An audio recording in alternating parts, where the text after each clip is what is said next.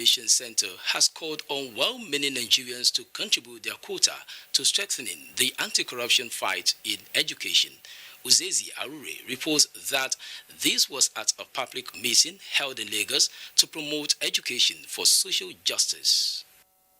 With focus on tackling corruption in the society, the United Nations Information Center aims to address crime and injustice in the educational system and galvanize the citizenry to contribute their quota in supporting government and the anti-corruption agencies to combat corruption at all levels. Senior Anti-Corruption Policy and Advocacy Advisor, Professor Shehu Abdullahi, spoke on the efforts of government and anti-corruption agencies towards curbing corruption.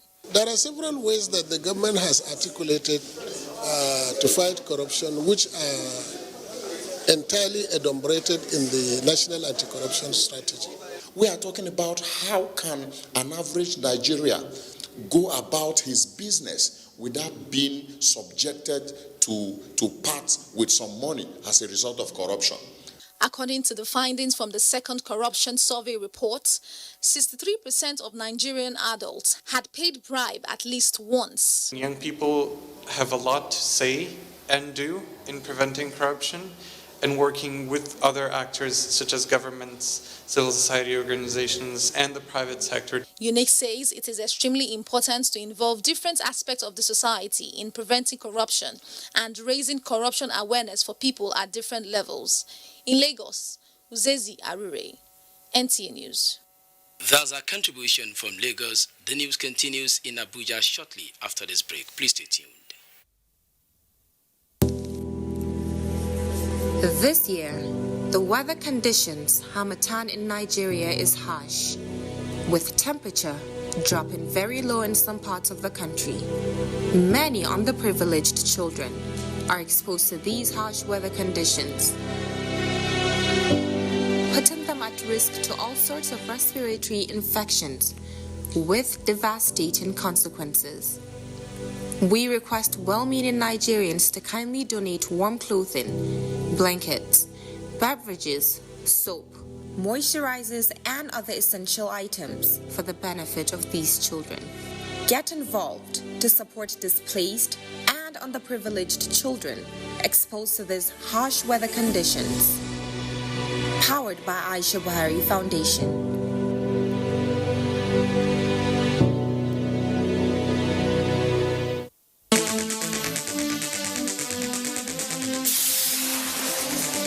The decade of action of the Sustainable Development Goals, the lessons, gains, and indeed Nigeria's story is the focus on NTA Tuesday Live this week. Tuesday Live at 10:30 p.m. will feature Amina Mohammed, UN Deputy Secretary General, Kayode Fayemi, Chairman Nigeria Governors Forum, Zainab Ahmed, Minister of Budget and Finance, and Professor Jibrin Ibrahim, Senior Fellow, Center for Democracy and Development. Don't miss it. Coming soon in March 2020 in the capital city Abuja, the Ivory 8 Ball, a life-saving fundraising event featuring music and arts in aid of skin cancer patients with albinism. For participation and sponsorship, please call Edidio, Chinwe. This event is supported by the Nigerian Television Authority, NTA TV Enterprises, Federal Radio Corporation of Nigeria, FRCN, and the Albino Foundation. The Ivory 8 Ball for a worthy cause. Watch out. The lack of electricity has really brought up multi-dimensional challenges of human existence. People are really suffering. They are really suffering. Whatever we want to do, we are just managing ourselves. We are praying to have something.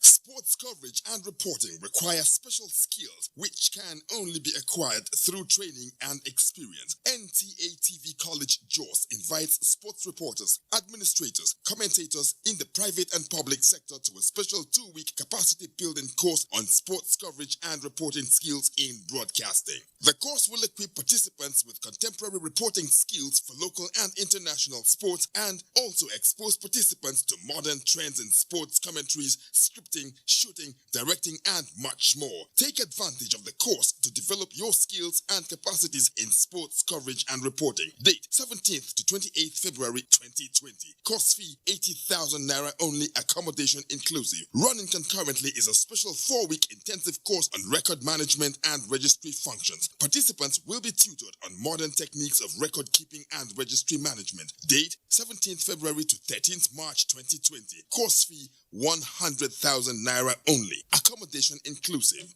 Venue of both courses is the serene and secure environment of NTA TV College near Old Government House, Rayfield, Jos, Plateau State. For more inquiries, please call 0803-314-4383 or 0806-980-9807. NTA TV College Jos, training you to be the best you want to be.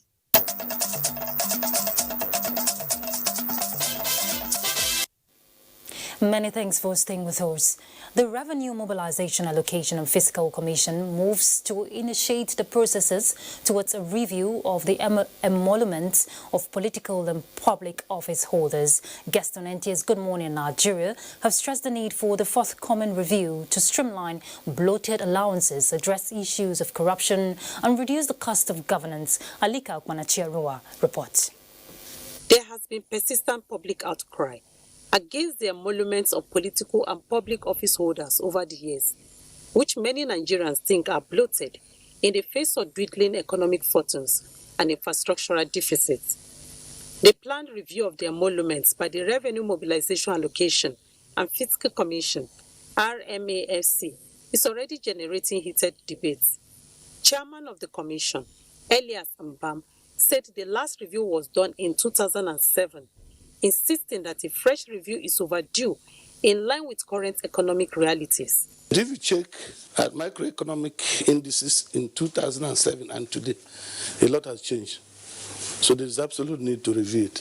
And if you read the dailies and listen to Nigerian, everybody is clamoring for a review.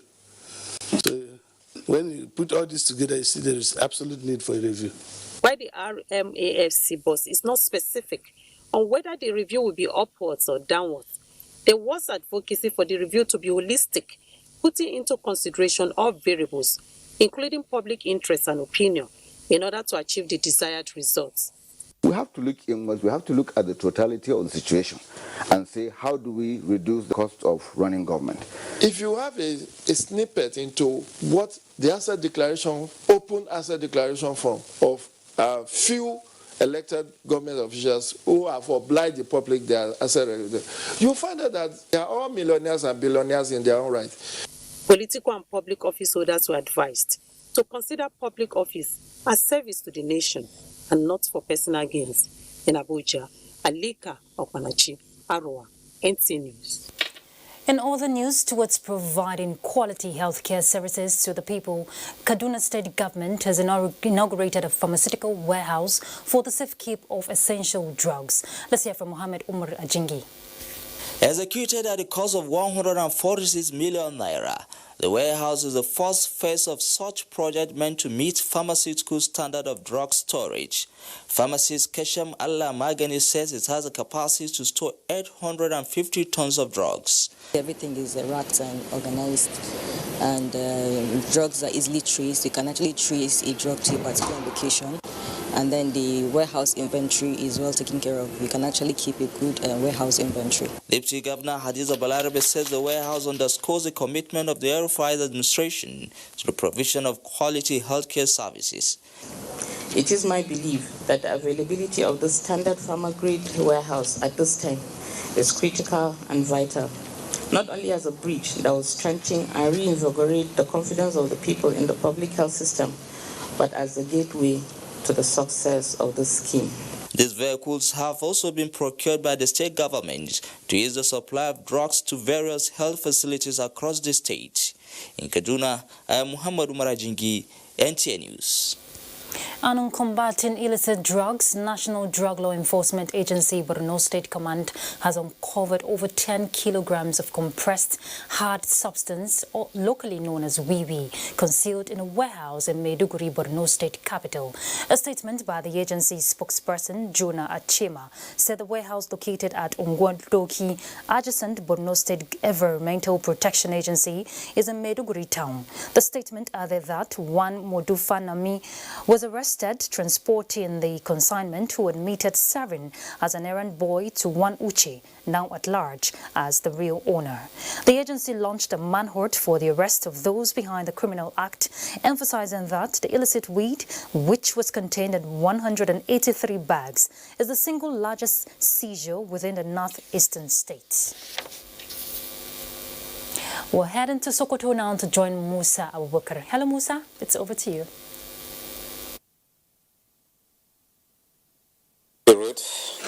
And welcome to Sokoto.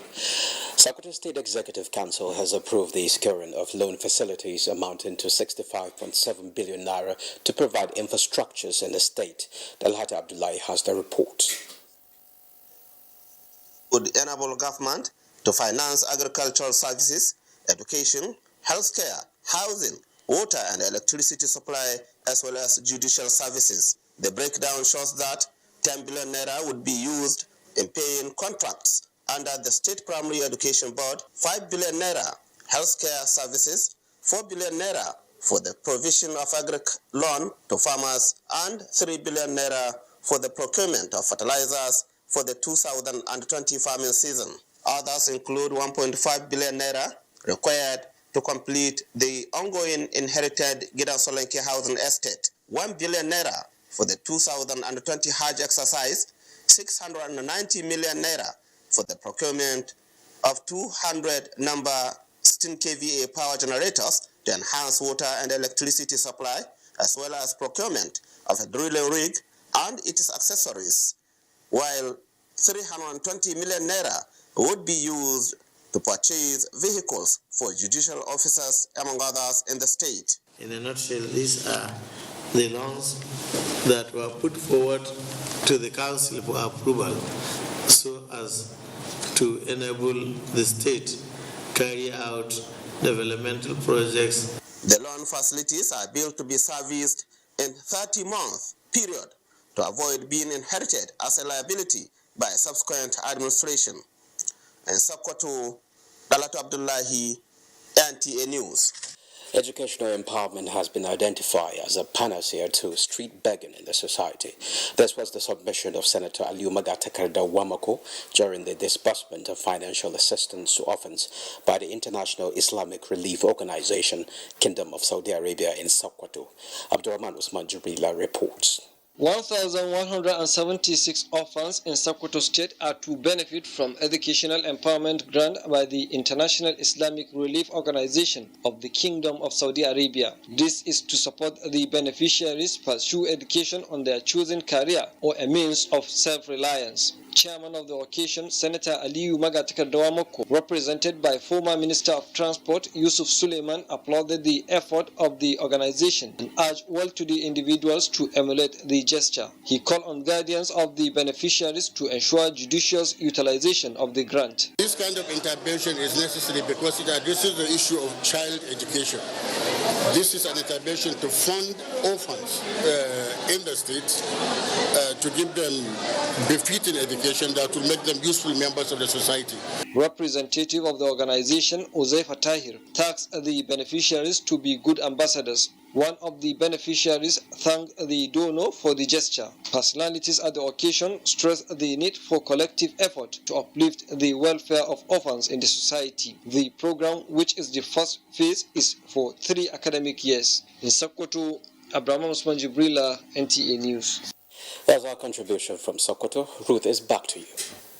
Many thanks, Musa. Let's look at security matters. The sustained onslaught against terror locations in the northeast by the Nigerian Air Force, NAF, under the auspices of Operation Rattlesnake 3 has recorded another major success with the neutralization of some key Boko Haram terrorist leaders at Alafa Yagayaga on the fringes of the Sambisa forest in Borno State. Now, this was achieved on the 8th of February 2020 when fighter jets dispatched by the Air Task Force of Operation Lafia Dole obliterated a compound in the settlement where the leaders had assembled for a meeting. A statement from the Director of Public Relations and Information, Nigerian Air Force, Air Commodore Ibikunle Daramola, says the airstrike was executed on the heels of credible intelligence reports indicating that the Boko Haram leaders had converged at the target compound for a meeting over the weekend. Intelligence reports, which confirmed the meeting venue, also observed several Boko Haram terrorists in and around other buildings in the vicinity of the building. Bombs from the detailed attack aircraft scored accurate hits on the targeted, leading to the obliteration of the compound and surrounding structures, as well as the neutralization of their Boko Haram terrorist occupants. The NAF, operating in concert with surface forces, will sustain its air campaign to shape the battle space in the northeast for effective conduct of further ground and air operations.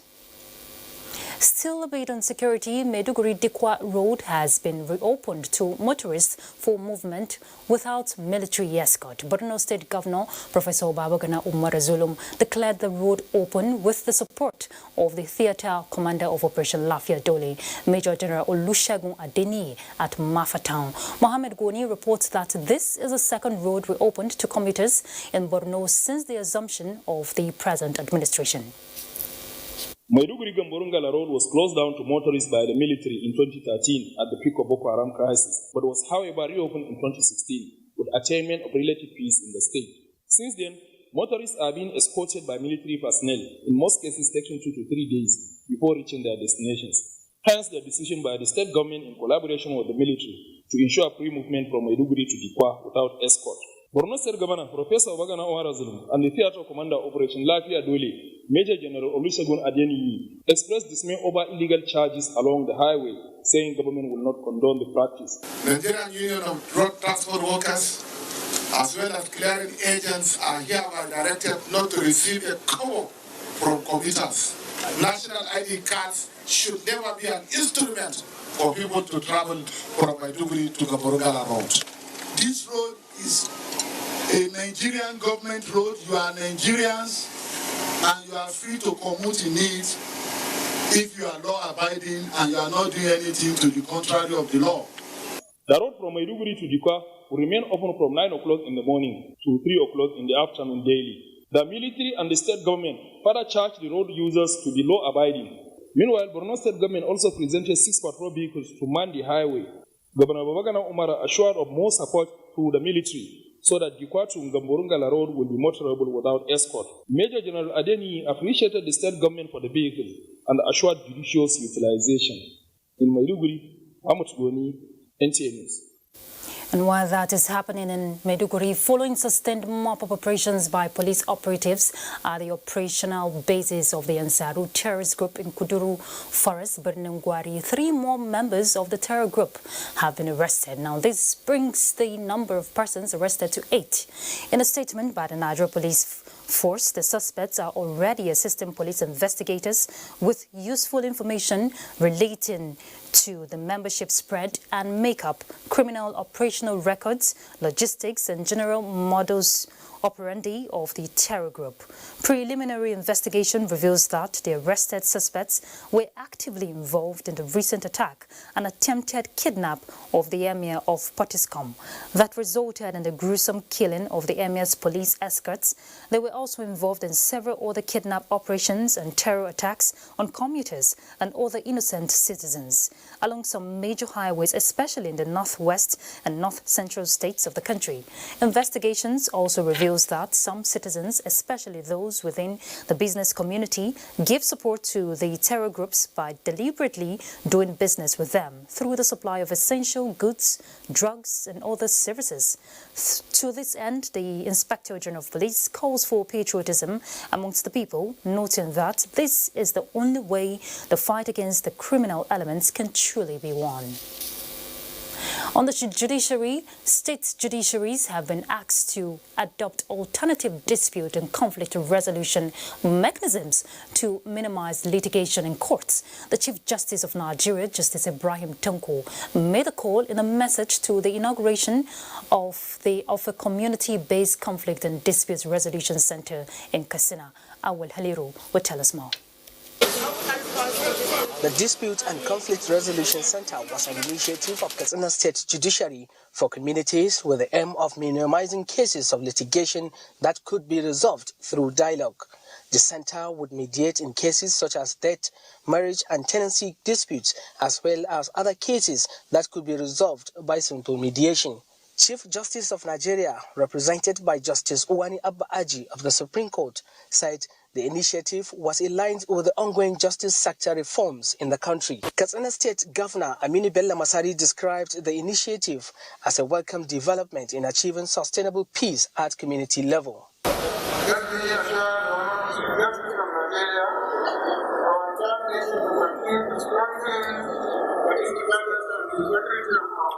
He urged communities in the state to take advantage of the centers to resolve disputes in order to maintain peace. The Chief Justice of Nigeria also commissioned a primary healthcare facility constructed by Katsina State government for judicial officers and other supporting staff. In Katsina, Awad Haliru, NTA News. All right, and Benin is our next spot for Nationwide, our next stop actually for Nationwide, as we join Agatha. Agatha, how are you doing?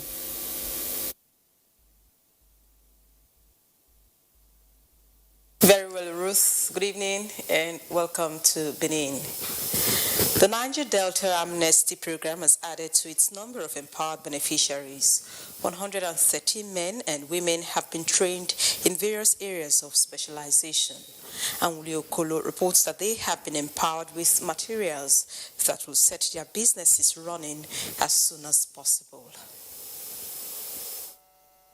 This is coming after a 6 months training in 4 areas of specialization, including welding and fabrication, provision business, electrical works, and cement and building works. The beneficiaries are being given starter packs, which include materials necessary for their areas of specialization, and a business name certificate, making them part of the micro, small, and medium-scale businesses in the country. Now I have something to work with to provide money for my family, so I'm very, very grateful.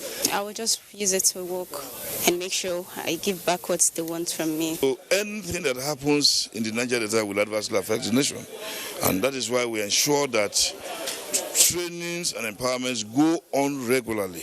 It is expected that these ones will go on to own their businesses, cater for themselves and families, and not have to rely on the stipends being paid to them by the federal government or relapse to their former adverse ways. The Intervention Amnesty Program is geared towards enabling ex-militants acquire requisite knowledge and skills to achieve sustainable reintegration back into the society. From Warri, I'm Julio Kolo, NTA News. Motorists and commuters plying the Benin-Lokoja road are happy with the level of work done on the dualization of the road. They spoke during a media tour of project sites in Edo State by the Director of Highways South, Godwin Eke. Road mishaps have reduced, while socio-economic lives of the inhabitants of the communities in the area has improved. My motor born for here Audi, based on the road is tiny, but now the road is okay. We are happy that we see the road users are happy, we the community are happy, we don't have any casualty again. Market day, they come here, come say, to give my children food.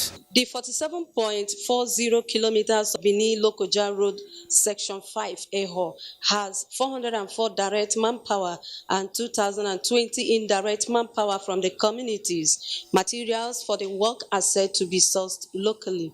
At other sites visited, such as Ewu, Opela, and Sapele, Abo, Ewu Road Section 2, which is 75 kilometers, are also engaging the locals heavily. The batching of the existing road, repair of existing road, almost 95% done. Director Director Highways, South-South Federal Ministry of Works and Housing, Godwin Eke, expressed satisfaction as he explained that issues affecting the project's mostly fund have been resolved. Combined with the national budget, I think we are on course to complete this project. The media tour is to ascertain how the construction is impacting lives. In Benin, Eugenia Ndubisi, NTA News. That ends our package. Ruth has more on Nationwide. Certainly, Agatha, many thanks. But before I bring that to you, we have to go on a break, so please stay tuned. Not so fast. Look, I'm tired. I want to check out of this country for greener pastures. Just calm down for a moment. Please sit down. Do you have a job where you're going to?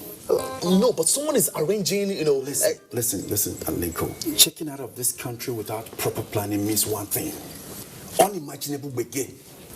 You know, I've been in the diaspora, but legitimately doing great things at home and abroad. As I've been saying, without the proper footing abroad, the risk is not worth it. Listen, Alinko, it's better to be home than be trapped abroad or even end up in prison.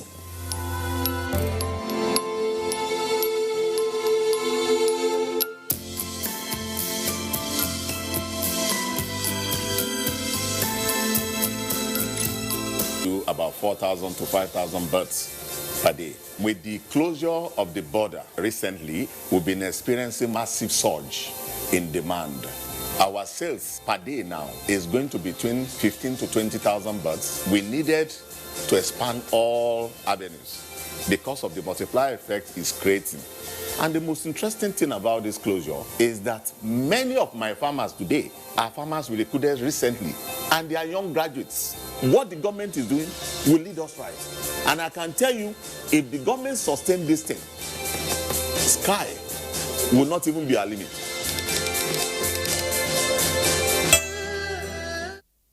Lassa fever occurs when a person gets bitten by a rat carrying the Lassa virus.